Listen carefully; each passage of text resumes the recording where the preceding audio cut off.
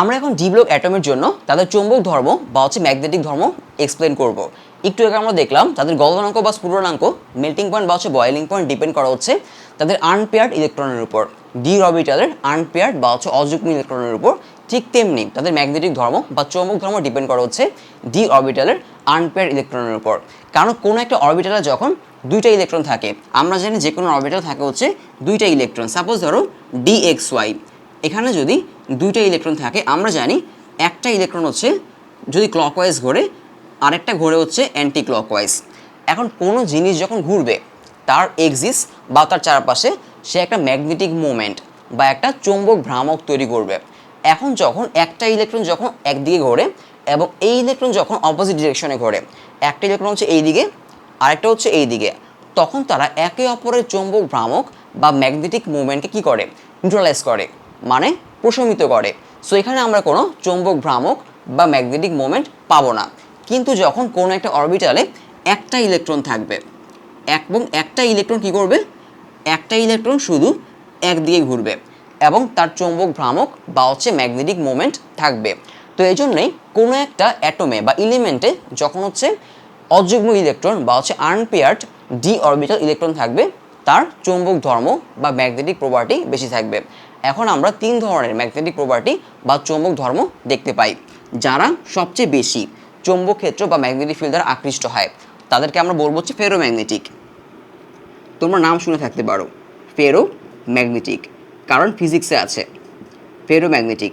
যারা চৌম্বক ক্ষেত্র বা ম্যাগনেটিক ফিল্ড দ্বারা খুব কম আকৃষ্ট হয় তারা হচ্ছে প্যারাম্যাগনেটিক। আর যারা হচ্ছে একদমই আকৃষ্ট হয় না তারা হচ্ছে ডায়াম্যাগনেটিক। এখন আমরা দেখব কারা ফেরোম্যাগনেটিক, কারা ডায়াম্যাগনেটিক, কারা প্যারাম্যাগনেটিক এবং কেন। এবং আমরা একটু আগে আমি এক্সপ্লেন করলাম যদি অযুগ্ম অরবিটালের সংখ্যা বেশি থাকে তখন কী হবে, তাদের চৌম্বক ধর্ম বা ম্যাগনেটিক প্রপার্টি বেড়ে যাবে। যেমন ধরো টাইটানিয়াম ভ্যানাডিয়াম, আমাদের টাইটানিয়াম কত, টাইটানিয়াম হচ্ছে 22 আর ভ্যানাডিয়াম হচ্ছে 24। সো আমি লিখি যে টাইটানিয়াম 22, এখানে কী হবে 1:2। আমি প্রথমটার জন্য পুরোটুকু লিখছি, বাকিগুলোর জন্য আসলে পুরোটুকু লিখবো না। 1:2, 2:2, 2p6, 3:2, 3p6। এখানে কত হবে তারপর 4s2 আর হচ্ছে 3d2, তাই না, 3d2। এটাকে আমি লিখতে পারি 3dxy, 3dxy, 3dxz। এখানে একটা এখানে একটা, মানে তার আনপেয়ার্ড ইলেকট্রন কয়টা, তার আনপেয়ার্ড ইলেকট্রন দুইটা, মানে তার মোটামুটি তার কি পাওয়া যাবে, ম্যাগনেটিক মোমেন্ট পাওয়া যাবে। সে চৌম্বক ক্ষেত্র দ্বারা মোটামুটিভাবে আকৃষ্ট হবে। তার মানে সে হচ্ছে আসলে একজন প্যারাম্যাগনেটিক। বোঝা গেল। এরপর যদি তুমি ভ্যানাডিয়ামে আসো, ভ্যানাডিয়ামও কী হবে, প্যারাম্যাগনেটিক হবে। ভ্যানাডিয়াম হচ্ছে 23। সো এখানে যেটা হবে প্রথম হচ্ছে 18টা মানে আর্গন, এইটুকু পর্যন্ত হচ্ছে আমাদের আর্গন। এরপর ওর ক্ষেত্রে যেটা হবে 4s2 আর 3ডিতে কটা থাকবে, 3টা থাকবে, তাই না। তার মানে 3dxy, 3dxz, 3dyz, একটা একটা একটা।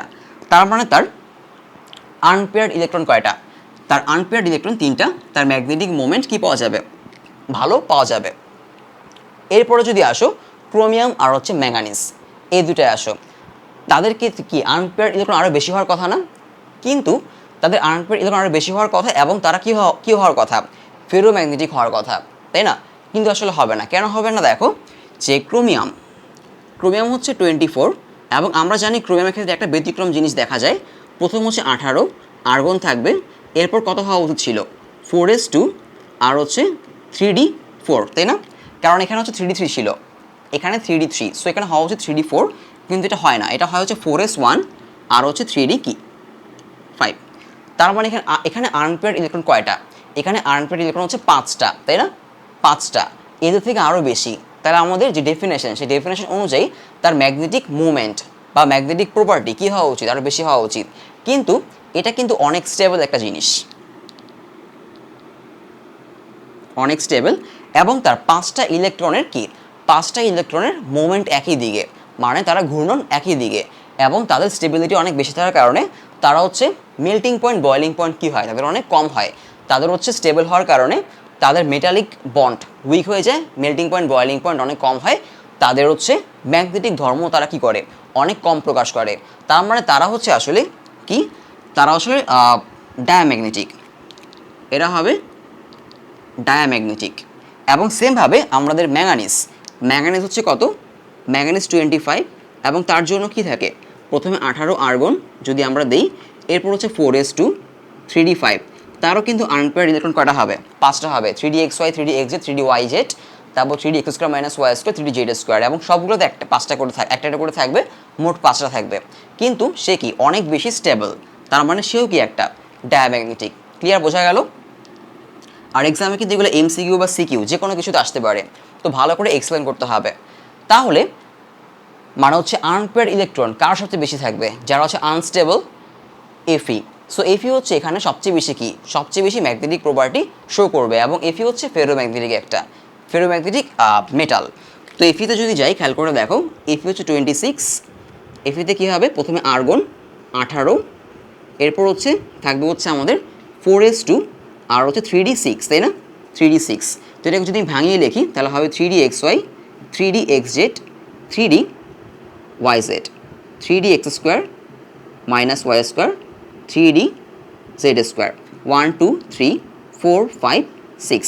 তার মানে তার আনপেয়ার্ড ইলেকট্রন কয়টা, সরি আনপেয়ার্ড ইলেকট্রন তার হচ্ছে 4টা, এই যে এই 4টা হচ্ছে আনপেয়ার্ড, এবং এটা কি একটা আনস্টেবল, তাই না, মানে 3d5 মতো অত স্টেবল না, সে আনস্টেবল, তার মানে সে খুব ভালো ম্যাগনেটিক প্রপার্টি শো করতে পারবে, সে হচ্ছে একটা ফেরোম্যাগনেটিক, ফেরোম্যাগনেটিক এলিমেন্ট। আচ্ছা, এরপরে কপার নিকেল, এদের ক্ষেত্রে কী হবে, আবার হচ্ছে কমা শুরু করবে আর কি, মানে তাদের ম্যাগনেটিক প্রপার্টি কমা শুরু করবে। এবং তুমি যদি কপার নিকেলে কমা শুরু করবে, কোবাল্ট নিকেলে কমা শুরু করবে, এফিতে অনেক বেশি, কোবাল্ট নিকেলেও মোটামুটি ভালো থাকবে, কারণ ওদেরও আনপেয়ার্ড ইলেকট্রন কটা থাকবে, একটা করে কমতে থাকবে আর কি, তাই না, 2-3টা করে থাকবে আর কি। এরপর যদি আমরা কপার জিঙ্কে যাই, একদম লাস্টে আসো, কপার জিঙ্কে যাই, আমরা কিন্তু এখনও কোনো ডায়াম্যাগনেটিক পাই নাই, তাই না, আমরা প্যারাম্যাগনেটিক পাইলাম, ফেরোম্যাগনেটিক পাইলাম। কারা প্যারাম্যাগনেটিক ছিল, প্যারাম্যাগনেটিক ছিল হচ্ছে আমাদের এই যে টাইটানিয়াম আর হচ্ছে ভ্যানাডিয়াম প্যারাম্যাগনেটিক, ডায়াম্যাগনেটিক পেয়েছি আমরা, ডায়াম্যাগনেটিক হচ্ছে আমাদের এই যে ক্রোমিয়াম ম্যাঙ্গানিজ, কারণ তারা কি অনেক বেশি স্টেবল।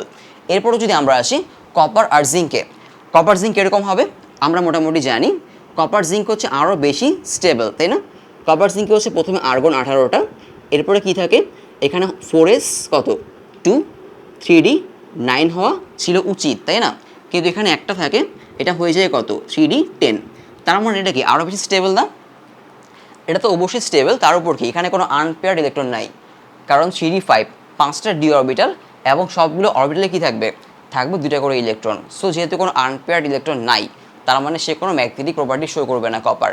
ক্লিয়ার? আর জিঙ্ক সেম, জিঙ্কে কী থাকবে, জিঙ্কে হচ্ছে আমাদের 30, এবং 30 হওয়ার কারণে এখানে আর্গন 18, এবং এখানেও সে কোনো ম্যাগনেটিক প্রপার্টি কী করতে পারবে না, সে শো করতে পারবে না, তার মানে তারা হচ্ছে একটা ডায়াম্যাগনেটিক। তো আশা করি বোঝা গেল, এটা কোনো মুখস্থ জিনিস না, তোমাদের ইলেকট্রনিক কনফিগারেশন দেখে জাস্ট এই জিনিসটুকু স্টাডি করলে তোমরা পেরে যাবে যে কারা ফেরোম্যাগনেটিক, কারা প্যারাম্যাগনেটিক, এবং হচ্ছে কারা ডায়াম্যাগনেটিক। ক্লিয়ার? আমরা নেক্সট টপিকে যাব, রঙিন যৌগ, ডি অরবিটালে যারা আছে, যারা হচ্ছে অবস্থান্তর মৌল বা ট্রানজিশন এলিমেন্ট, আমরা একদম প্রথমেই পড়েছি, যারা হচ্ছে ডিফারেন্ট অক্সিডেশন স্টেট শো করে, তারা হচ্ছে রঙিন যৌগ বা হচ্ছে কিছু কালারফুল কম্পাউন্ড তৈরি করে। এখন এই কালারফুল কম্পাউন্ডগুলো কেন দেখতে কালারফুল হয় আর কি, আমরা সেটা এক্সপ্লেন করবো এখন। সেখানেও তোমার এই যে ডি অরবিটালের কাজ থাকবে।